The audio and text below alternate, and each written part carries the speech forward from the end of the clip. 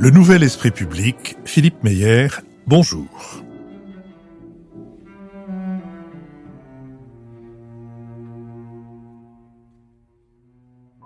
Bonjour, merci de nous avoir rejoints pour ce nouvel esprit public au cours duquel nous tenterons d'éclairer certains aspects de l'actualité. Nous le ferons avec Akram Belkaïd, journaliste au Monde diplomatique, avec Jean-Louis Bourlange, président de la Commission des Affaires étrangères de l'Assemblée nationale, Isabelle de Gaulmin, rédactrice en chef du quotidien La Croix, et Lucille Schmitt, membre du comité de rédaction de la revue Esprit.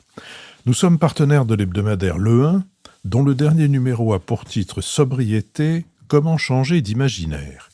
Il est ainsi chapeauté « Comment tourner le dos au rêve de l'abondance, de la consommation désinvolte, de l'usage du monde sans contrainte, dont l'urgence écologique rend les failles criantes ? Comment renoncer à ces mythes profondément enracinés dans les Trente Glorieuses, mais dont les fruits dodus ont aujourd'hui un goût si amer ? C'est ce que se propose d'explorer ce numéro du 1, grâce au regard de scientifiques, de philosophes, d'économistes ou encore d'artistes. Ensemble, ils livrent leurs clés pour construire d'autres récits, d'autres visions de l'avenir.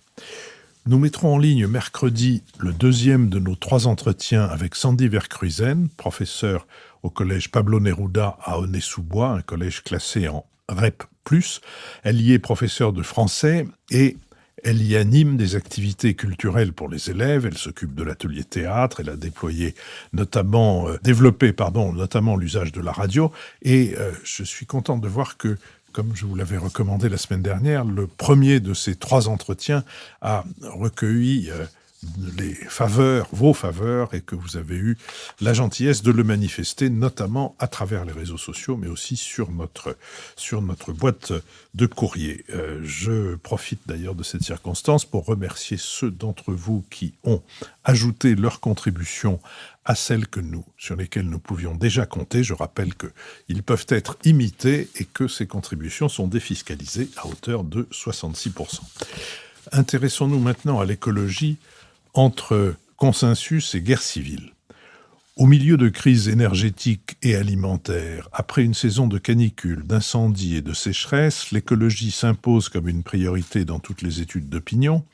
Si le GIEC appelait début avril à des mesures immédiates, radicales et dans tous les secteurs pour garantir un avenir vivable, si la réponse du gouvernement français progresse, elle reste insuffisante, a averti le Haut Conseil pour le climat dans son rapport annuel. Candidat à sa réélection, Emmanuel Macron avait affirmé « La politique que je mènerai dans les 5 ans à venir sera écologique ou ne sera pas ». Il a installé à la tête du gouvernement une première ministre directement chargée de la planification écologique et énergétique, Elisabeth Borne, ancienne ministre de la Transition écologique dans le premier quinquennat. Dans son discours de politique générale à l'Assemblée nationale, elle a annoncé, je cite, « des transformations radicales dans notre manière de produire, de nous loger, de nous déplacer et de consommer ». Toutefois, l'urgence écologique n'a été évoquée qu'en 3e position après l'enjeu du pouvoir d'achat et le défi du plein emploi, et Christophe Béchu, le nouveau ministre de la Transition écologique et de la cohésion des territoires, a été rétrogradé dans l'ordre protocolaire de la 5e place qu'occupait sa prédécesseur, Amélie de Montchalin, à la 10e place. Autre innovation du gouvernement, la création d'un secrétariat général à la planification écologique rattaché à la première ministre afin d'aller 2 fois plus vite pour réduire les émissions de gaz à effet de serre. Dans l'opposition, la France insoumise revendique de porter tout autant, sinon plus, qu'Europe Écologie Les Verts un projet pour le climat, tandis que depuis leur échec à la présidentielle, 4,63%, les écologistes cherchent à réorganiser leur parti pour tenter de gagner des batailles politiques et plus seulement des batailles d'opinion. C'est l'enjeu de leur prochain congrès, prévu en décembre, et déjà un florilège de prémotions a commencé à voir le jour, la motion majoritaire Grandir ensemble, ayant lancé fin juillet une demande de référendum d'initiative militante, invitant les 13 000 adhérents écologistes à se prononcer sur un nouveau parti de l'écologie politique pour en faire, je cite, une machine de guerre électorale. Dans les médias, les tribunes en faveur de l'écologie se multiplient. Des élus écologistes tels l'eurodéputé Karima Delli et le député du Val d'Oise Aurélien Taché appellent à s'appuyer sur les militants de terrain pour inventer une écologie renouvelée, radicale et pragmatique. D'autres militants de l'environnement, dont Corinne Lepage, appellent à faire émerger une écologie politique innovante et regrettent que l'écologie politique telle qu'elle est représentée en France se réduisent à un mouvement ancré à l'extrême gauche. À droite, certains plaident en faveur d'une écologie positive. Sur cette question, Lucille Schmid. Oui, merci Philippe. Je crois que vous l'avez bien rappelé, aujourd'hui, l'écologie est partout, c'est-à-dire qu'elle est à la fois dans les institutions et elle est proclamée dans les institutions, quelle que soit la famille politique à laquelle on appartient, de la droite à la gauche. Et on avait beaucoup dit que la droite était en retard, mais je voyais que, par exemple, Yann Verling, ancien secrétaire national des Verts, voulait créer un parti qui s'appelle à droite les écologistes. Donc chacun prétend à représenter l'écologie.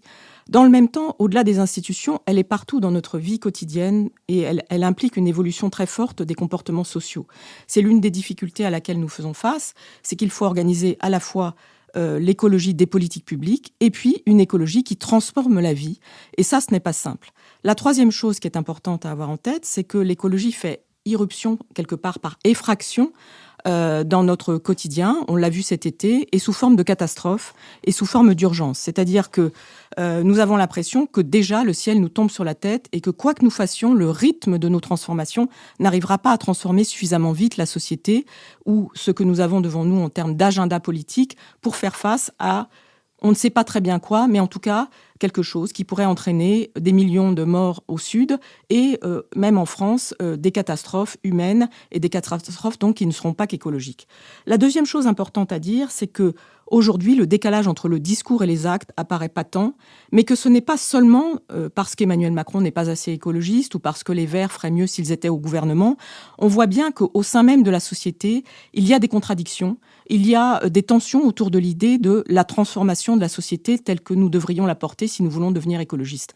Le débat sur la décroissance l'a montré, mais il y a des débats plus pratiques. Un débat comme celui sur l'agriculture, par exemple, est devant nous, alors qu'un tiers des agriculteurs sont au RSA et qu'il y a là une urgence sociale. Comment est-ce qu'on va transformer notre modèle agricole pour en faire un modèle plus écologique? Il y a le débat sur les éoliennes, que nous avons déjà abordé parfois ici, qui est un débat sur comment transformer notre paysage pour y installer une nouvelle industrie qui sera plus économe en termes de déchets que le nucléaire, mais qui pourra-t-elle remplacer le nucléaire que nous avons construit depuis les années 70 ? Il y a évidemment le débat des gilets jaunes. Et ce qui me frappe, c'est qu'aujourd'hui, lorsqu'on veut faire le lien entre justice sociale et questions écologiques, on parle de bouclier. On parle de bouclier tarifaire, on parle de bouclier mobilité, on parle de bouclier sans cesse, comme si, d'une certaine manière, on voulait se défendre de l'écologie qui est arrivée par effraction dans nos vies. Troisième point important, me semble-t-il, la question justement de la méthode. Comment est-ce qu'on fait entre une écologie d'en haut et une écologie à laquelle aspire la société ? Il y a évidemment à faire un lien nouveau entre l'État, les institutions, un nouvel esprit des institutions et la société telle qu'elle souhaite les choses, mais une société qui doit se poser la question de son esprit de responsabilité, tout en articulant ça à la lutte contre les inégalités, à nos valeurs républicaines telles que nous les avons toujours portées. Akram Belkaïd. Oui, dans les années, au début des années 70, avant le premier sommet de la Terre, il y a eu une série de rapports assez alarmistes qui prédisaient grosso modo ce qui nous arrive aujourd'hui. L'unique erreur étant que les prévisions portaient plutôt sur le début des années 2000, ce qui avait permis, donc au début des années 2000, à beaucoup de publications très productivistes, très orientées sur le marché, de dire que finalement les écologistes s'étaient trompés. Or, on voit bien aujourd'hui, après l'été que nous venons de passer en France, mais je rappelle aussi que l'été 2021 a été particulièrement meurtrier au sud de la Méditerranée avec des incendies absolument terribles qui ont coûté la vie à plusieurs centaines de personnes. On voit bien qu'on est rattrapé et je voudrais rebondir sur ce que vient de dire Lucille, c'est que j'ai parfois l'impression qu'il est, alors c'est très difficile à dire comme ça, qu'il est trop tard, mais qu'on est vraiment, plutôt que de préparer, on est vraiment rentré dans une ère d'adaptation et que on est quasiment dépassé par la célérité de la transformation, par la célérité de la dégradation, et que c'est ce discours-là qui consiste à réfléchir sur la manière d'encaisser, par exemple, les phénomènes météorologiques extrêmes, sur la manière de se préparer aux étés caniculaires, mais aussi aux épisodes cévenols qui suivent, parce que en Méditerranée, quand il fait chaud l'été, on sait très bien ce qui se passe ensuite à l'automne et au printemps. Eh bien, j'ai l'impression que tout cela est minimisé dans un souci louable de ne pas effrayer les gens, mais qu'il est peut-être temps aussi de commencer à réfléchir sur les mesures, je dirais, d'urgence par rapport à ces phénomènes-là, ce qui ne dispense pas, bien entendu, de réfléchir à comment faire en sorte que la transformation écologique soit au cœur des politiques publiques. Isabelle de Golemin. Oui, alors moi, ce qui me frappe, effectivement, Lucie le disait bien, c'est le sentiment d'impuissance qu'on a tous par rapport à ça. Alors, il y a tout un vocabulaire apocalyptique. D'ailleurs, que les journaux ont beaucoup joué là-dessus. J'ai trouvé cet été, alors c'était la France ravagée par le feu. Il y a eu des incendies, mais on n'était pas tous ravagés par le feu. Il y avait une espèce comme ça, de manière de dire les choses complètement catastrophique, apocalyptique. Et du coup, on a tous l'impression, bon, bah, c'est foutu. Enfin, il y a cette espèce de sentiment, qu'est-ce qu'on peut faire? Et par rapport à ça, je trouve qu'il y a deux choses qui me frappent dans ce que fait le gouvernement. La première, c'est qu'en fait, on ne sait pas si les mesures qu'ils prennent aujourd'hui, c'est à cause de la crise climatique ou si c'est à cause de la crise ukrainienne. Et il y a une espèce de confusion. Et finalement, on va nous demander d'économiser, mais c'est parce qu'on n'a plus de gaz, parce qu'on ne peut plus prendre de gaz en Russie. Et du coup, c'est quand même se dire que après, ça va revenir. Donc j'ai quand même le sentiment qu'il y a une forme de confusion qui est entretenue là-dessus, en plus avec un concept un peu, je trouve moi, un peu foireux qui est apparu chez les écologistes d'une écologie de guerre, dont on ne sait pas trop à quoi ça correspond. Mais non, on n'est pas en guerre. Enfin, on est en guerre, oui. En Ukraine, en tout cas, ils sont en guerre, mais voilà, il y a un problème climatique et je trouve que cette histoire d'écologie de guerre est confusant. Et puis, il y a aussi un aspect très moral, de plus en plus. Alors, on a vu, et bon, quelque part, c'est pas si mal, tout ce qui s'est passé à cause du PSG, qui a commencé à dire qu'ils allaient prendre des chars à voile plutôt que de prendre les jets privés pour aller jouer au foot, et ça a entraîné tout un scandale sur les réseaux sociaux, donc pourquoi pas. Mais on est de plus en plus sur l'écologie presque comme une religion, en fait. On est écologiste, on n'est pas écologiste, et il y a les bons, il y a les mauvais. Et le problème, c'est qu'on est toujours plus mauvais que quelqu'un. C'est-à-dire que vous faites du golf, c'est terrifiant. Vous avez une moto, c'est horrible. Vous avez une piscine. Et en fait, plutôt que d'être dans un cadre, une planification écologique à peu près rationnelle, où on nous dit, voilà, on va tous à la voiture électrique jusqu'à cette date. On interdit telle ou telle chose. Et puis, on module en fonction des revenus, etc. Du coup, là, on n'est plus que sur un point de vue, espèce de morale écologiste qui, à mon avis, est complètement contre-productive parce que, alors on va s'accuser mutuellement. Alors moi, je suis plus écologiste que toi, etc. parce que j'ai un vélo électrique. Oui, mais alors un vélo électrique, tu utilises des batteries, machin. Et on n'en finit pas. Et je trouve que par rapport à ces deux problèmes, Ukraine et puis espèce de moralisme écologique que d'ailleurs entraîne un peu le parti écologiste aujourd'hui, le gouvernement manque de clarté. Enfin, on aurait besoin d'un cap, d'une planification avec des investissements qui sont mis de manière très claire. Et il me semble qu'au niveau européen, c'est beaucoup plus clair qu'au niveau français, qu'au niveau européen, on sait à peu près où on va. Il y a des objectifs, il y a des investissements, il y a même des taxes maintenant sur les pétroliers. Et c'est vrai que je trouve que le gouvernement français devrait s'inspirer de la manière de faire européenne, qui me semble plus claire qu'aujourd'hui ce discours qui est très, très, très mêlé et finalement on ne sait pas trop où on va. Jean-Louis Bourlanges. Alors, je ne suis pas tout à fait d'accord avec ce qui a été dit il y a un instant sur le fait que nous n'avons pas mesuré suffisamment rapidement, enfin nous avons certainement pas mesuré suffisamment rapidement l'ampleur des dégâts causés par le réchauffement climatique, mais il me semble qu'il faut bien voir la différence entre la perception que nous avons eue les uns et les autres de l'importance de la dégradation de l'augmentation de la température, pour dire les choses clairement, et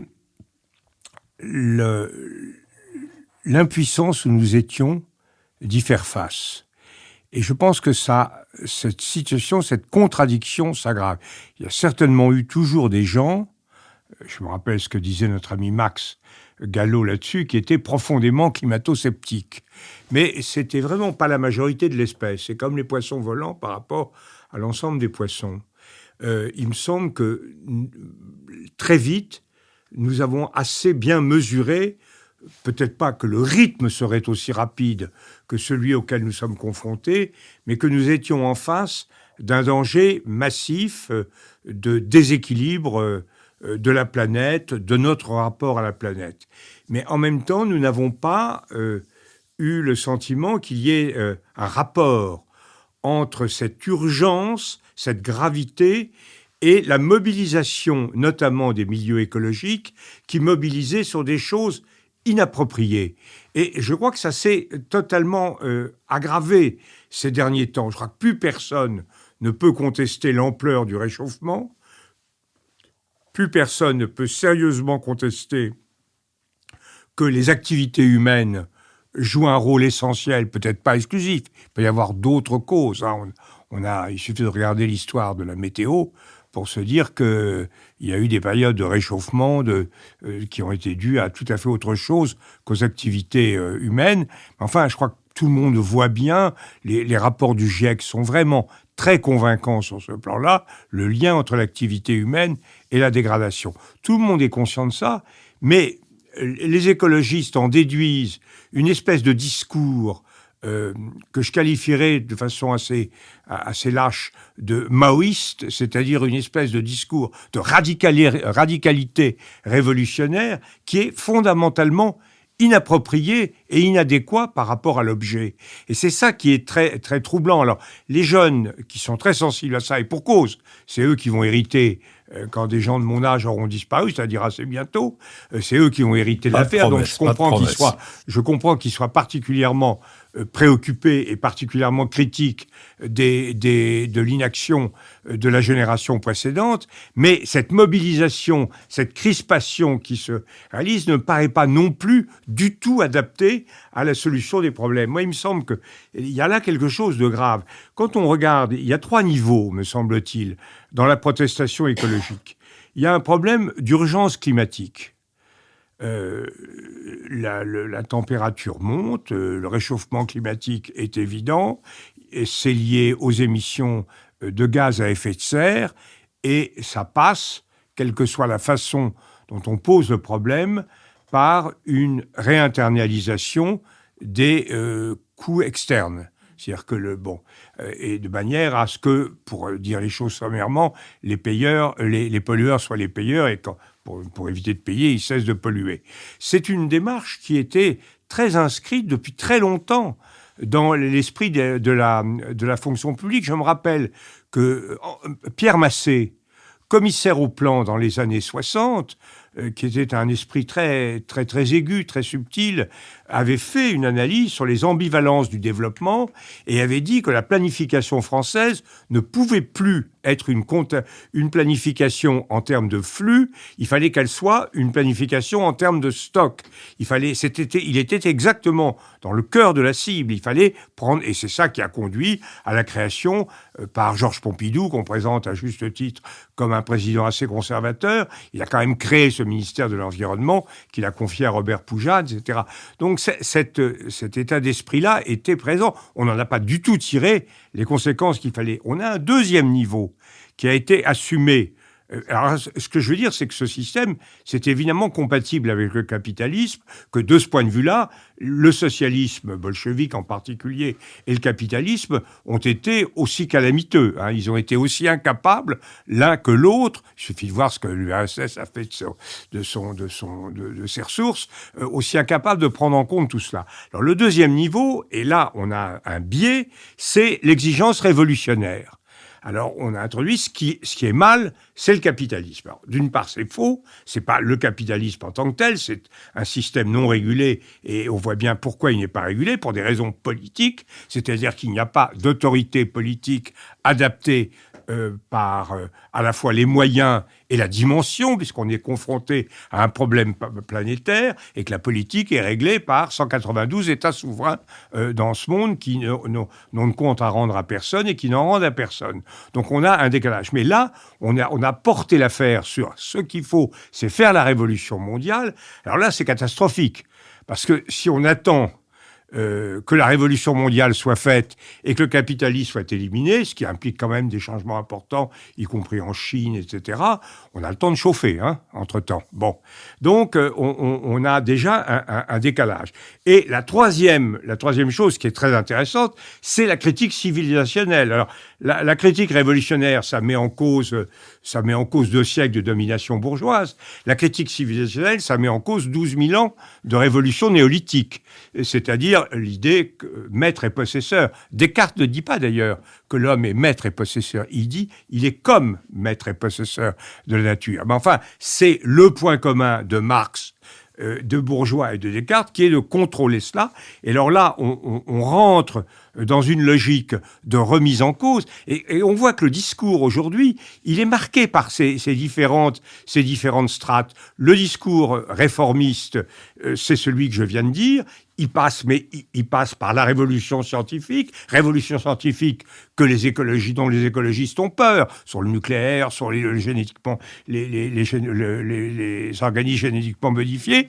Il passe par une dénonciation du système capitaliste, et il passe également, même le numéro sur la sobriété, c'est un peu qui est nécessaire, mais qui est assez bizarre. C'est un peu l'idée que il faut cesser de croire au Père Noël, cesser de penser aux avions, cesser de faire tout ça. Ça veut dire simplement qu'on doit profondément se remettre en cause. Et je crois que dans cette confusion générale, c'est extrêmement difficile de faire émerger une politique rationnelle. Lucille Schmitt. Oui, moi ce que je voulais dire, c'est que notre débat montre combien c'est compliqué de lier écologie et politique. Parce que dans l'écologie, il y a d'abord une place à donner très importante aux sciences, aux faits scientifiques. Jean-Louis vient de le rappeler en parlant des rapports du GIEC. Mais c'est aussi quelque chose qui échappe à l'action publique classique. Quand Isabelle de Golemin nous dit au fond, on devrait faire comme au niveau européen, on arrive à planifier, on devrait planifier au niveau français, c'est plus compliqué parce que la culture politique s'est construite à l'échelle nationale, et donc le modèle de société s'est construit à l'échelle nationale, et ça résiste différemment en Italie, en France, en Espagne, en fonction du modèle de société qu'on a construit. On n'arrête pas de citer l'Allemagne comme modèle écologique. Bon, par ailleurs, il y a quand même d'importantes limites sur la question du charbon, mais on le cite parce que c'est notamment un État décentralisé, que la vision institutionnelle, l'association des citoyens est différente. Donc l'enjeu, c'est d'articuler écologie et politique, j'allais même dire écologie et démocratie. Et lorsqu'il y a cette floraison de partis politiques qui se disent « moi, je vais représenter l'écologie politique », non, c'est une erreur fondamentale parce que de longue date, l'écologie est politique, tout en n'étant pas dans les partis politiques. Il faut se rappeler que, à l'évidence, ce sont d'abord des scientifiques, rappelons-le, des Russes et des Américains qui, dès les années 50, nous ont signalé le dérèglement climatique. C'est pas pour autant que les gouvernements ont embrayé. Il faut rappeler que les partis politiques verts ont longtemps et restent des partis marginaux, minoritaires, et que les ONG qui se disaient apolitiques portaient en fait des messages politiques plus forts que les partis politiques. Et donc toute la question aujourd'hui, c'est comment est-ce qu'on fait de la politique avec la société, et comment est-ce que aussi on fait fleurir un nouvel esprit des institutions et non pas seulement des politiques publiques. Comment l'État peut s'ouvrir à la société? Comment est-ce que les jeunes qui interpellent peuvent se dire « j'occupe aujourd'hui une fonction de responsabilité et non seulement une fonction d'interpellation ?» La question nous est posée à l'ensemble de nous-mêmes, et l'enjeu est celui de l'articulation entre une responsabilité individuelle et une responsabilité collective. Anciona s'écrivait dès 1990 sur le principe responsabilité à l'usage des décideurs. Il faut maintenant que chaque citoyen, d'une certaine manière, lise non pas le petit livre rouge de Mao, mais le livre d'Anciona, pour se dire « tiens, mais j'exerce ma responsabilité individuelle et je participe à la structuration d'une démocratie de responsabilité. » Quel est le livre d'Anciona? Le principe responsabilité, 1990. Akram Belkaïd. Oui, sur la tentation révolutionnaire, si on est un jeune aujourd'hui qui a 20 ans, 25 ans, je pense qu'elle est compréhensible. Parce que jusqu'à présent, nous sommes en 2022, on n'a pas la sensation que au-delà des discours, les choses changent. Alors effectivement, on a des gouvernements, le président Macron dans son programme, vous l'avez dit tout à l'heure, a dit que la politique serait écologique ou elle ne le serait pas. Mais au terme des symboles, au terme des décisions, au terme des évolutions, bien malin serait celui qui pourrait prouver que les choses changent de manière fondamentale, de manière structurelle, qu'une grande mesure fondamentale qui serait peut-être le début d'une nouvelle ère a été prise. Et de cela, beaucoup de gens ont conscience. Alors certes, par exemple, ça a fait couler beaucoup d'encre, le débat sur les jets privés des milliardaires et des millionnaires qui peuvent prendre un avion pour 30 minutes, et beaucoup de gens se sont indignés en disant c'est la société de la surveillance, etc. et tout. Mais l'impact de ces genres de choses est absolument incroyable dans une partie de la population, et notamment chez les jeunes, qui commence à grandir et qui rentre dans la vie adulte avec l'idée qu'il faut faire attention à son empreinte carbone, que cela relève de la responsabilité individuelle et que ces choses-là ne peuvent plus être acceptées au XXIe siècle. La même chose pour les gens qui habitent en bord de Méditerranée. Je prends la ville de Marseille. Cet été, ça a fait quelques entrefilés, mais il y a des gens qui, de plus en plus, protestent contre la présence permanente de bateaux de croisière qui mouillent pendant 24 heures, 48 heures dans le port et qui laissent leur moteur diesel tourner en permanence parce qu'il faut que les coursives et les allées du bateau soient climatisées.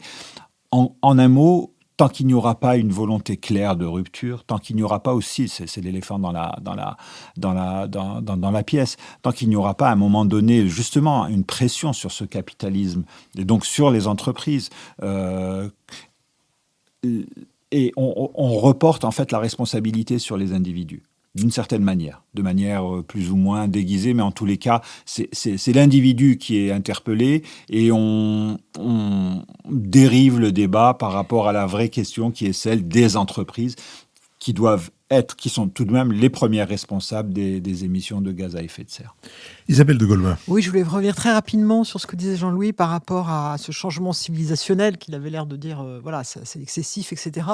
Je pense quand même qu'il y a des choses qui sont en train de changer profondément dans notre conception du monde, collective et individuelle. Et il me semble que le terme de sobriété, quand il est bien compris, c'est quand même intéressant. Ça veut pas dire qu'on revient à l'âge de la caverne, ça veut dire simplement qu'on poursuit notre développement humain, mais en tenant compte des limites. Ce qui est quand même assez nouveau dans une société et un système économique qui a toujours dit qu'il n'y avait pas de limites, qu'on pouvait toujours faire plus. Et ça, je trouve ça intéressant. Alors, de fait, c'est peut-être pas non plus une découverte, c'est-à-dire qu'il y a eu des limites très tôt dans les civilisations. Il suffit de penser au sabbat, au dimanche, à des choses que s'imposaient finalement les civilisations pour des moments s'arrêter. Mais je crois que ça, c'est important. Et donc, je pense qu'effectivement, il y a quand même quelque chose qui tient de la civilisation dans ce qu'on est en train de vivre. Jean-Louis Bourlange. Ah oui, moi je crois tout à fait qu'il y a des changements. Je ne suis pas du tout d'accord quand vous dites qu'il n'y a pas de changement en profondeur. Je pense que nous sommes en train de changer en profondeur. Simplement, le rythme n'est effectivement pas du tout celui que ressentent comme nécessaire, notamment les jeunes générations, et pas seulement, enfin, les citoyens. Nous voulons abolir d'un coup de baguette magique 10 000 ans de civilisation qui ont été marqués par les défauts que vous rappelez, le toujours plus, la non prise en compte de la rareté des ressources, etc., etc. Enfin, et ça, je crois que véritablement, le festina lente, le hâte-toi lentement, n'a jamais été aussi nécessaire.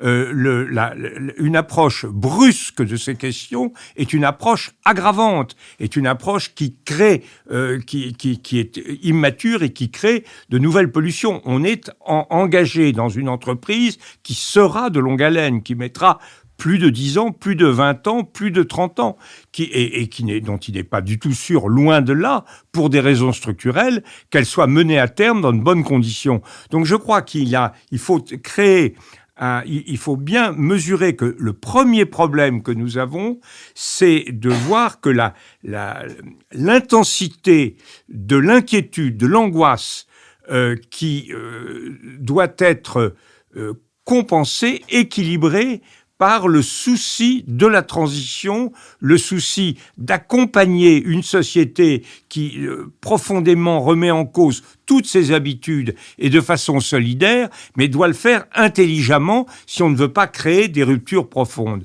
Deuxièmement, alors je suis pas du tout d'accord avec votre analyse sur les entreprises, la pollution dans le port de Marseille. Je crois que c'est un problème, vous abordez le problème par le petit côté. Bien sûr que ce que vous dites est tout à fait juste, mais le problème n'est pas et doit être mis en perspective. Le problème, c'est qui contrôle la Méditerranée. Bon, qui contrôle la Méditerranée? Les États riverains de la Méditerranée sont séparés les uns des autres. Regardez le Maroc, l'Algérie, la Tunisie, regardez le même... Alors, on est un peu plus solidaire en Europe, mais c'est pas terrible. La Turquie, etc. Personne ne mène une politique cohérente en Méditerranée. C'est donc un problème d'espace politique. Nous avons un décalage, et c'est là où on voit bien en France cette rêverie autarcique permanente, ce colbertisme culturel culturel qui fait qu'on croit qu'en faisant des réformes intérieures, etc., en se concentrant sur nos enjeux vis-à-vis des bouchers, vis-à-vis on va résoudre les problèmes, alors que le problème est un problème qui, évidemment, a une dimension planétaire et nous n'avons pas du tout l'outil pour le résoudre. Et quand nous nous réunissons dans la suite des accords de Paris, les COP, etc., on dit aux gens, vous prenez des engagements, point final. Or, ça ne suffira pas, ça ne marchera pas. Ça ne marchera pas aux États-Unis, ça ne marchera pas en Inde. Donc, moi, je trouve qu'il faut, dans cette affaire, il faut véritablement et alors surmonter le problème qui est de savoir si on s'appuie sur la science ou sur la décroissance. C'est quand même pas du tout la même chose. Moi, je crois qu'on aura de solutions qu'en allant plus loin dans le domaine de la révolution scientifique, l'hydrogène vert, etc., d'autres choses. Je crois que c'est ça aussi la rupture. Les écologistes, c'est comme les médecins de Molière, ils ont un logiciel qui est globalement faux pour faire face à une pathologie qui est extrêmement grave. Lucille Schmid. Oui, sur la question civilisationnelle et l'enjeu des ruptures dont parlait Akram Belkaïd, moi je voulais dire deux choses. C'est qu'il y a toujours eu, de très longue date, y compris chez les présocratiques, des penseurs de l'intégration des liens entre nature et humanité.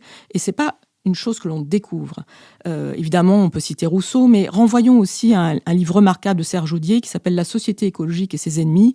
Serge Audier est d'abord historien, et il revient notamment sur le 19e siècle et sur la façon dont les pensées de gauche se sont construites autour de la production, mais en éliminant des pensées différentes qui étaient des pensées, pas de la décroissance, mais en tout cas d'une forme de relation avec la nature qui n'a pas été... De l'harmonisation. De l'harmonisation, on peut dire, et qui en tout cas n'allait pas de pair avec la révolution industrielle. Donc l'enjeu, c'est évidemment aussi notre relation au progrès et au progrès technologique particulièrement. Mais c'est une question qui s'est posée de longue date, donc on n'est pas en train de la découvrir. Simplement, elle s'est posée dans des petites communautés, d'une manière philosophique, autour de concepts. Aujourd'hui, il est nécessaire de la penser au niveau national et international. Et c'est l'une des erreurs des écologistes politiques, d'avoir beaucoup trop pensé la question locale et de ne pas avoir pensé suffisamment la question globale. Lorsqu'Isabelle de Goleman nous dit « Je suis étonnée de voir que l'écologie nous tombe dessus via l'Ukraine », eh bien moi je trouve ça extrêmement intéressant que par effraction, l'écologie arrive à partir de la géopolitique, que ce soit le Covid ou la guerre en Ukraine. Et par rapport à ce que disait Akram Belkaïd, l'enjeu de la rupture, l'enjeu du symbole, il est là. C'est-à-dire qu'on ne peut pas imaginer de faire croire au fait que les élites dirigeantes, appelons-les comme ça, même si le terme n'est pas forcément adéquat, les élites dirigeantes sont de bonne foi, s'il n'y a pas à un moment ou à un autre un acte de rupture symbolique. Lorsqu'on veut construire un récit, ce que nous rappelait Philippe Meyer tout à l'heure, lorsqu'on veut construire un imaginaire, la question du symbole doit être assumée. Donc il faut du symbole, de la planification, mais ne laissons pas de côté les symboles parce que sinon, on aura le sentiment qu'on préserve une forme de rente. Je vous remercie. Je vous propose que nous passions maintenant au deuxième des sujets que nous proposions d'aborder, celui de l'avancée de l'extrême droite dans deux pays européens, l'extrême droite, la Suède et l'Italie. Extrême Suède. L'extrême Suède, absolument.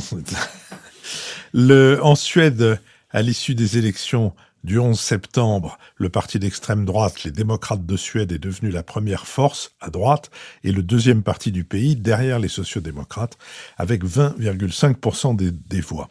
Créé en 1988 par d'anciens néo-nazis du parti Reich nordique, le mouvement Les démocrates de Suède a connu une progression fulgurante, 5% des suffrages en 2010, 12 en 2018 et plus de 20 aujourd'hui. Pour la première fois dans l'histoire du pays, les sondages d'opinion indiquent que la criminalité est la principale préoccupation des Suédois. En cause, la multiplication cet été des règlements de compte entre bandes criminelles et l'insécurité croissante dans les banlieues et dans les centres-villes, qui ont contribué à relancer les démocrates de Suède. Chef de ce parti depuis 17 ans, Jimmy Åkesson n'a eu de cesse de critiquer l'islamisation du pays et de dénoncer le laxisme des gouvernements successifs en matière d'immigration et de souligner que dans son pays, 20% des 10 millions d'habitants sont nés à l'étranger selon les statistiques officielles de fin 2021, c'est-à-dire un doublement en 2 décennies. En politique étrangère, les démocrates de Suède ont renoncé au Svexit, c'est-à-dire au Brexit à la suédoise, mais ils restent fortement eurosceptiques alors que la Suède accédera en janvier prochain à la présidence de l'Union européenne. En Italie, la jeune leader d'extrême droite italienne Giorgia Meloni caracole en tête des sondages pour les législatives du 25 septembre prochain. Elle pourrait devenir la première femme présidente du Conseil du pays.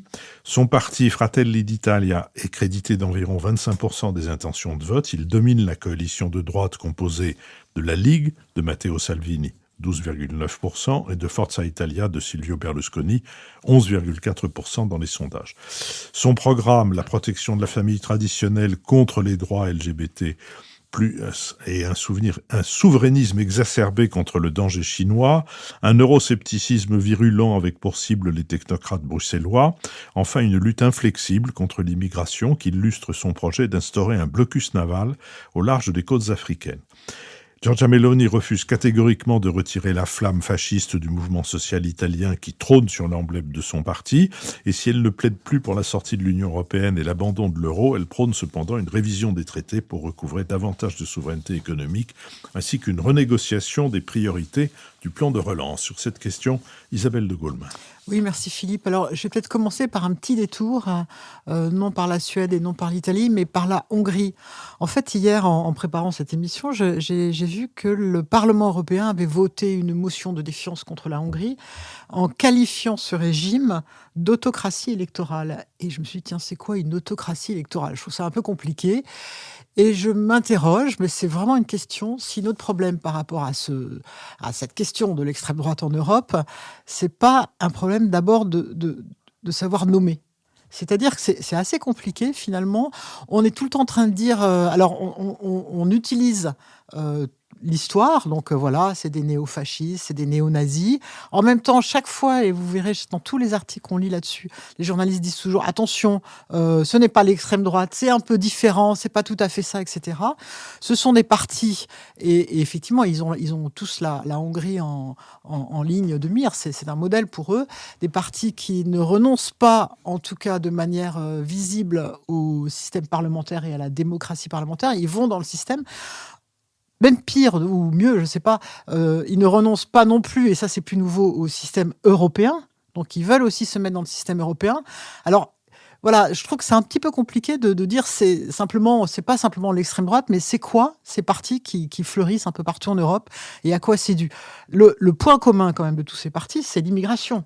Il faut bien le dire, c'est la peur de l'autre, c'est la peur de l'étranger, et sans doute qu'il faut prendre ça au sérieux, et peut-être que leur problème à eux, c'est qu'ils vont mettre dans la même, le même bain quelque part le migrant qui va voler un portable parce qu'il est en problème de survie, qu'il n'a pas de possibilité d'avoir des papiers, qu'il ne sait pas comment se nourrir quand il est dans les rues de Paris, et puis les réseaux que nous ont amené quand même un certain nombre de migrations, ces réseaux de mafia qui sont quand même en train de prendre possession de nos villes. Et ça, il suffit d'aller dans certains quartiers de Paris pour le voir. Donc peut-être qu'il y a aussi, de la part des autres partis démocratiques, une espèce d'insuffisance de réponse parce qu'on n'a pas voulu voir effectivement que ces migrants avaient amené une forme d'insécurité contre laquelle on n'arrive pas à lutter, qui est cette insécurité des trafics, trafic de drogue, trafic de cigarettes, où ça prend quand même des proportions énormes, avec des morts, avec des quartiers en coupe réglée. Et je pense qu'il faut quand même prendre au sérieux tout ça, plutôt que de toujours se référer au passé. Voilà, c'est ça qui moi, me questionne. Mais ce ne sont que des questions. Je ne saurais pas vraiment bien définir cette extrême droite. Lucille Schmitt. Oui, alors par rapport à ce que vient de dire Isabelle de Golemin, moi j'aurais une option assez inverse qui est de dire que ce qui est essentiel, c'est de se repencher sur l'histoire politique des deux pays en question. C'est-à-dire que lorsqu'on nous dit que Giorgia Meloni vient du MSI, qui est en fait un parti fasciste, qui a été créé en 1946, à un moment où on évite de cette façon de poser vraiment la question du rôle de Benito Mussolini, du lien entre fascisme et nazisme, et qu'il y a une vraie filiation entre le parti qu'elle crée en 2012, Fratelli d'Italia, et le MSI, je trouve que c'est très intéressant. C'est-à-dire qu'il y a aussi la manière dont le présent s'articule avec le passé, et la façon dont ne pas traiter les erreurs du passé, les crimes du passé, fait qu'ensuite, il y a une sorte de non-dit qui est partagé collectivement. Ce qui me frappe, là je souscris à ce que vient de dire Isabelle, ce qui me frappe aussi sur la question du vocabulaire, c'est comment un parti néo-nazi créé en 1988 s'appelle d'emblée démocrate de Suède. Alors moi, je me permets de dire que pour moi, le nazisme n'est pas la démocratie et que cette manière de détourner l'usage du terme démocratie, dont je rappelle aussi que Vladimir Poutine le fait, c'est-à-dire qu'il parle, je crois, de démocratie souveraine. Nazi, c'est socialisme. Oui. Donc il y a une chose autour de la façon dont on n'a jamais exploré le contenu profond des termes qu'on utilise. Et aujourd'hui, parce qu'ils s'appellent démocrates de Suède, je pense que c'est plus compliqué de les qualifier de néo-nazis ou d'extrême droite que lorsqu'on parle de Rassemblement national. Et puis, une troisième chose qui me semble importante, c'est que dans les deux cas, que ce soit Giorgia Meloni ou le leader d'extrême droite suédois, ils sont de la même génération, autour de la quarantaine, 45 ans, 42 ans, etc., où on fait de la politique avec les réseaux sociaux et où la question de l'incarnation l'emporte, est une manière surtout de masquer la question du contenu. On sait qu'ils ont changé en termes d'incarnation, on sait qu'ils affichent des choses, ils disent on a changé, mais on est nous devant cette question de savoir s'ils ont vraiment changé. Ce qu'on observe, c'est qu'en tout cas, ils sont anti-musulmans, d'une manière extrêmement claire, mais que là, il y a une sorte de contagion, c'est-à-dire que parce qu'ils sont anti-musulmans et qu'ils assimilent musulmans et migrants, nous devenons progressivement anti-musulmans et anti-migrants. J'assume de dire que pour moi, c'est un énorme problème. Et qu'ils nous disent, par ailleurs, j'ai changé sur l'Europe, je suis démocrate, etc. Giorgia Meloni a dit une chose que j'ai trouvée extrêmement intéressante. Je suis Giorgia, je suis une femme, je suis une mère de famille, je suis catholique, je suis italienne, je suis fière de moi-même. C'est tout un programme et à partir de là, l'identification à Giorgia se fait dans tous les milieux. C'est ça qui est quelque chose d'effrayant. Et c'est pareil du côté de l'extrême droite suédoise, qui a été notable dans toutes les études d'opinion, c'est qu'on voit que les démocrates suédois sont en train de prendre de l'importance chez les ouvriers, chez les conservateurs, chez les classes moyennes et parce qu'il y a un phénomène d'identification à l'incarnation sans questionner suffisamment la profondeur des contenus et revenir sur le lien avec l'histoire politique de ces pays. Akram Belkaïd. Oui, on est face à un vrai je dirais, défi et où la temporalité rentre en jeu. C'est-à-dire que effectivement, dans des sociétés européennes à tradition catholique ou en tout cas à tradition chrétienne, cette irruption de miséreux, de gens qui fuient des zones de troubles, des zones de crise économique, des zones de guerre, dont la majorité, la géographie étant ce qu'elle est, sont de confession musulmane, pose un problème de fond. C'est-à-dire qu'effectivement, c'est pas un problème passager. C'est-à-dire que nous sommes en Europe dépendants, vulnérables à des évolutions géopolitiques qui parfois dépassent les Européens. On parlait de la Méditerranée tout à l'heure. Il y a encore quelques jours, la presse tunisienne rendait compte d'une augmentation exponentielle de départ d'embarcations à destination de l'Italie, de jeunes Tunisiens qui ne croient plus en l'avenir de leur pays, qui ne croient plus du tout que la situation politique va déboucher sur quelque chose de positif, et ça ne s'arrête pas. Bien entendu, il y a aussi les réseaux, ça on en parle très rarement, les mafias, Isabelle en parlait tout à l'heure, les mafias organisées dont on ne sait jamais qui sont ces gens, mais on sait qu'elles existent. Il y a eu quelques reportages, notamment sur les gens qui prennent en charge ceux qui veulent traverser la Manche. Ce sont des mafias organisées dont les bases sont souvent en Europe de l'Est, parfois en Italie, et on a là aussi l'impression que la lutte contre ces mafias ne donne aucun résultat. Alors, donc, ressentiment qui fait irruption dans les sociétés à l'égard de cette immigration, mais qui, en fait, se colle à autre chose. Ce qu'a dit Lucile, c'est-à-dire qu'il y a aussi cette remise en cause de la modification, je dirais, de l'image démographique des sociétés européennes. Je ne parle même pas de métissage, mais voilà. Et en fait, ces partis-là sont aussi opposés à ça. Ils ne sont pas simplement contre l'immigration, ils sont aussi contre la présence de compatriotes, de citoyens, nous ne les oublions pas, parce que chaque fois on fait l'amalgame, de gens qui sont dans ces pays-là, qui sont nés dans ces pays-là, et qui ont tendance à être amalgamés à ceux dont on dénonce la présence, je dirais, disruptive. Et c'est ça, en fait, qui fonde aussi, qui crée le danger, parce que là, pour le coup, vous avez une remise en cause d'une cohésion qui se fait. Alors, elle n'est pas suffisamment rapide en comparaison des vagues d'immigration du sud de l'Europe qu'on a connues au début du XXe siècle, mais qui se fait tout de même.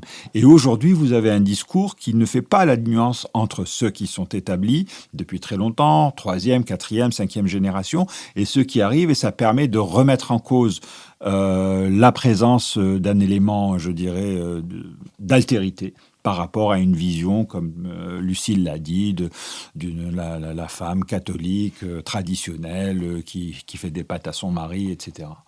Jean-Louis Bourlanges. Oui, je crois que c'est très intéressant de ce qui se passe, c'est très préoccupant d'ailleurs, parce que c'est non seulement un progrès de l'extrême droite, mais c'est un effondrement un peu partout, y compris en France, de la droite traditionnelle, ce qui crée une situation tout à fait nouvelle. En Suède, on voit bien que les sociodémocrates ont fait un bon score. La première ministre est sortie assez renforcée sur le plan de son image personnelle de la confrontation, mais c'est que ce sont les gens du parti Moderaterna qui ont vraiment écopé dans cette affaire. Alors, je crois que... Mais ce qui est intéressant, c'est de voir quels sont les ingrédients qui composent ces partis. D'abord, je crois que tous ces partis sont des partis génétiquement modifiés. Ils viennent tous du nazisme, à commencer par le lepénisme français. Enfin, les amis de M. Le Pen, quand on voit la genèse du lepénisme, c'est pas brillant, hein, c'est vraiment très lié à un héritage nazi que Le Pen a toujours d'ailleurs flatté par ses calembours de mauvaise allure, etc. Madame Meloni, elle est directement issue du Movimento Sociale Italiano, qui est une création fasciste. Alors, cela dit, la modification est très claire en France. Elle s'est faite par le canal, c'est le roi Lear, quoi, c'est la révolte de la fille contre le père. En Italie, elle s'est faite de longue date. Je me rappelle que le leader du MSI, Giorgio Almirante, quand il est mort, j'avais été très frappé parce que c'est quelque chose qui ne serait pas produit en France. Toute la classe politique italienne, y compris le Parti communiste, était aux obsèques. Donc alors qu'il était extérieur à ce qu'ils appelaient l'arc constitutionnel italien de l'après-guerre, quand même, ils étaient tous là. Ensuite, on a eu quand même l'opération Fini, qui a créé l'Alleanza et qui a vraiment créé alors qui s'est opposée notamment à la petite fille Mussolini, qui était députée de Naples, si je me rappelle bien, qui, elle, défendait les valeurs fascistes classiques. Fini a disparu, il était au pouvoir, il a été associé au pouvoir du temps de Berlusconi, et il était très content d'être au pouvoir, mais il a disparu. Et maintenant, on a cette dame remarquable, parce que le slogan qui a été évoqué par Lucie à l'instant est formidable. Hein. Sono Giorgia, sono una donna, sono italiana, sono madre di famiglia. Enfin, c'est extraordinaire. C'est un slogan. Elle occupe toutes les cases avec énormément de talent. Donc, il y a cette. Alors, les Suédois, même chose. C'est un parti clairement nazi, mais qui s'est peu à peu écarté. Et donc, la question est de savoir si on doit condamner ces partis en raison de leurs origines ou saluer le fait que les origines, on n'est pas responsable de ce qu'ont fait nos parents et il faut les regarder pour ce qu'ils sont aujourd'hui, ce qui n'est d'ailleurs pas forcément très réjouissant pour autant. Bon, c'est le premier point. Deuxième point, alors, ce qu'il y a la deuxième chose, et ce qu'ils ont en commun, c'est, vous l'avez dit, la sécurité et l'immigration. Et ça, c'est un noyau très fort. Alors, l'immigration, ça prend la forme anti-immigrés, ça prend la forme anti-musulmane, ça prend les deux formes. Il y a des variations, etc. En France, en Suède, en Italie, on voit bien. Mais c'est quelque chose de fort. Et là, ça désigne effectivement une carence fondamentale de nos politiques. à la fois notre incapacité à maîtriser les flux, qu'on les admette ou qu'on les refuse, on ne les maîtrise pas, une incapacité à traiter les populations. Je discutais hier avec l'ambassadeur du Maroc et on faisait la distinction entre le stock et le flux. On disait que le problème fondamental en France, c'est la gestion des 6 millions de gens qui sont mal intégrés, qui sont d'origine étrangère, première ou deuxième génération, musulmans ou non musulmans, mais qui ne sont pas vraiment intégrés. En Suède, c'est évident que l'échec de la politique migratoire, le développement de l'insécurité, le développement des gangs, tout ça est très, très sévèrement sanctionné. La troisième chose, c'est le souverainisme. Alors là, c'est intéressant parce qu'il y a des évolutions. Tous ces partis sont d'origine souverainiste, mais ils prennent leur distance.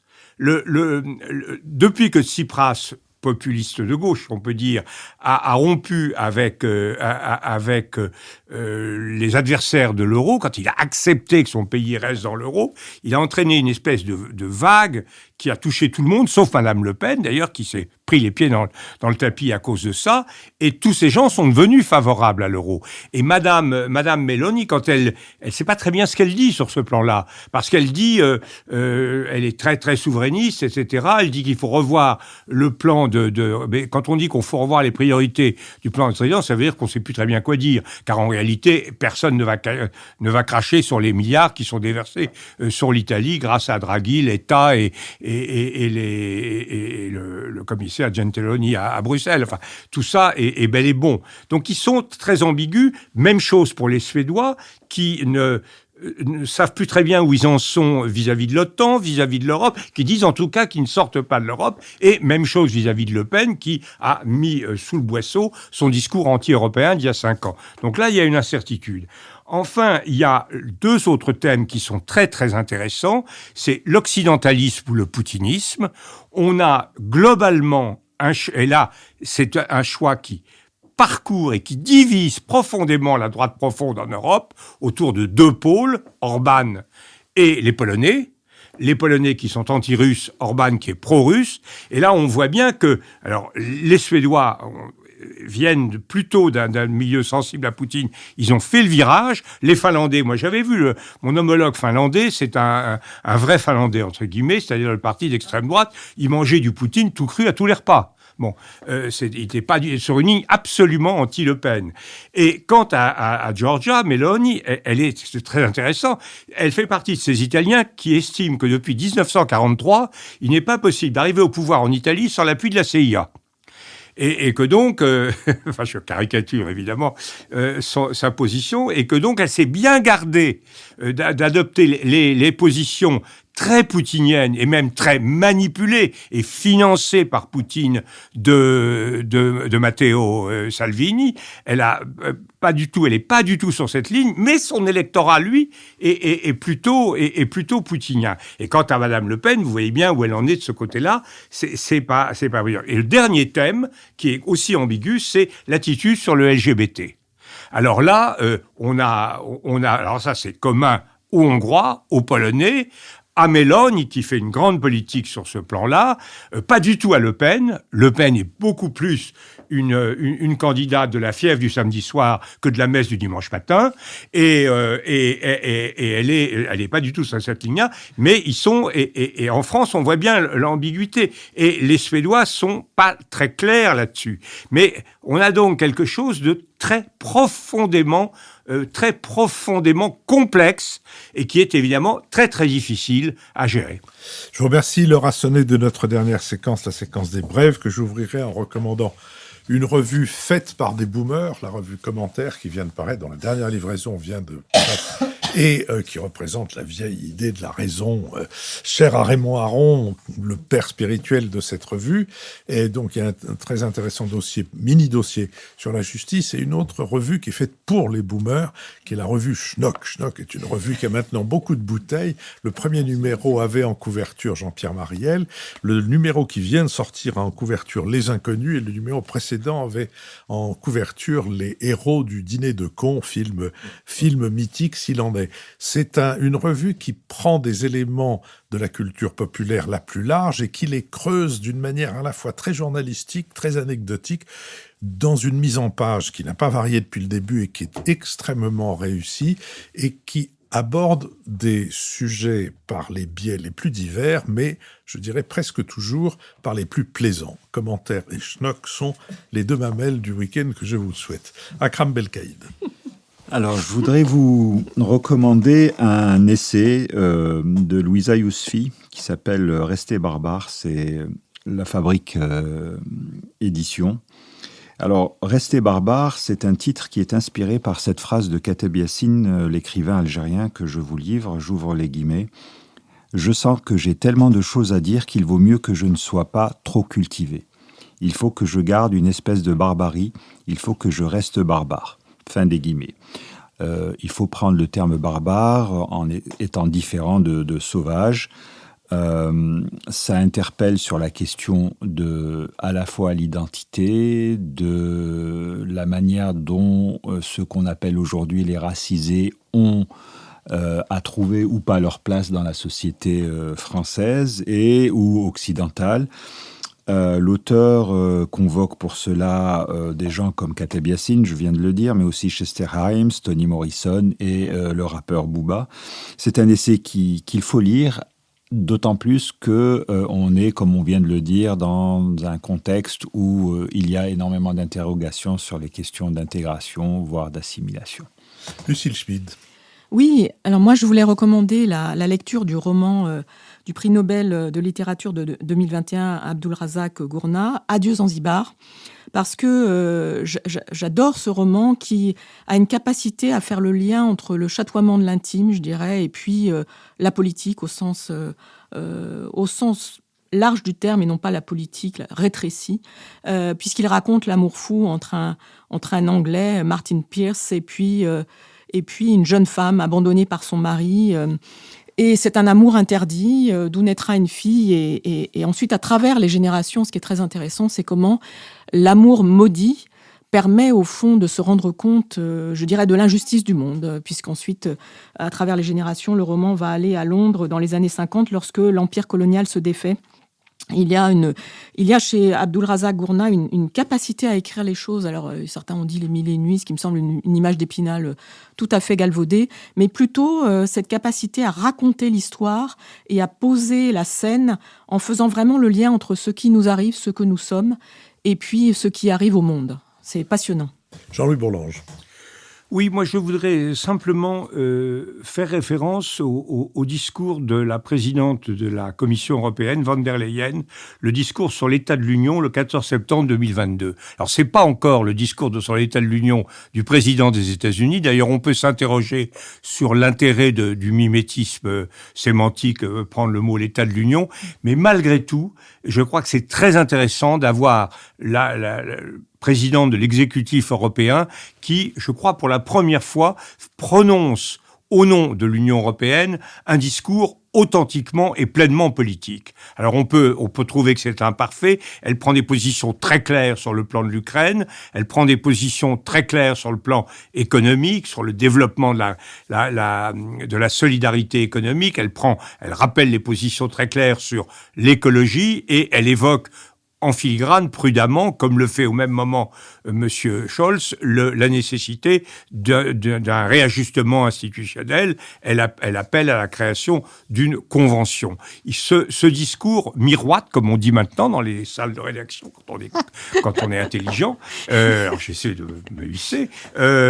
Ça miroite avec le discours du chancelier fédéral à Prague, avec l'interview du chancelier fédéral, avec les discours d'Emmanuel Macron, notamment celui qu'il a prononcé à l'Élysée devant la conférence des ambassadeurs. Et je crois que ça signifie quand même quelque chose. Je ne sais pas si ça marchera, parce que ce que nous avons dit précédemment est quand même chargé d'inquiétude. Mais en tout cas, pour la première fois, je sens des grands États européens et l'institution qui leur est commune essayer de prendre en charge la dimension politique de leur entreprise. La brève d'Isabelle miroitera-t-elle avec les autres brèves? Nous allons le savoir dans un instant. Difficile de passer après Jean-Louis. Moi, je vous ramène un peu sur terre. En Espagne, on n'a pas parlé de l'Espagne aujourd'hui. Un pays, un film, Asbestas, qui est intéressant. C'est un film qui a été fait par Rodrigo Sorogoyen, qui est intéressant parce que l'étranger, là, est le français riche et écologiste qui refusent l'éolienne, et ceux qui accueillent, ce sont des paysans espagnols qui veulent l'éolienne parce que ça leur permet de s'enrichir. C'est un film intéressant donc sur l'autre, sur l'altérité, sur la justice aussi, et sur tout ce dont on a parlé autour de l'écologie, comment est-ce qu'elle peut être acceptée ou pas, et où on voit d'ailleurs, parce qu'à un moment, il met sa caméra à côté d'une éolienne, et c'est juste absolument effrayant, et je me suis dit, effectivement, j'aimerais pas avoir une éolienne au bout de mon jardin. Je vous remercie. N'oubliez pas que vos contributions assurent la pérennité de nos conversations et qu'elles sont défiscalisées à hauteur de 66%. Et je remercie Sophie Jacquin, avec qui cette émission a été préparée, Benoît Carré, qui en assure le compendium, qui est mis en ligne chaque mardi, Nicolas Tourneau, qui veille à notre site, Olivier Magloire, qui veille aux plateformes de financement, Adrien Beccaria, qui a enregistré cette émission pour le studio L'Arrière-Boutique, et Julien Neuville et Nouvelles Écoutes qui nous produisent. Je vous donne rendez-vous mercredi pour la diffusion du 2e épisode de notre conversation sur le collège d'Aulnay-sous-Bois, dont Sandy Vercruisen est une des professeurs de français, et la semaine prochaine pour un nouvel esprit public.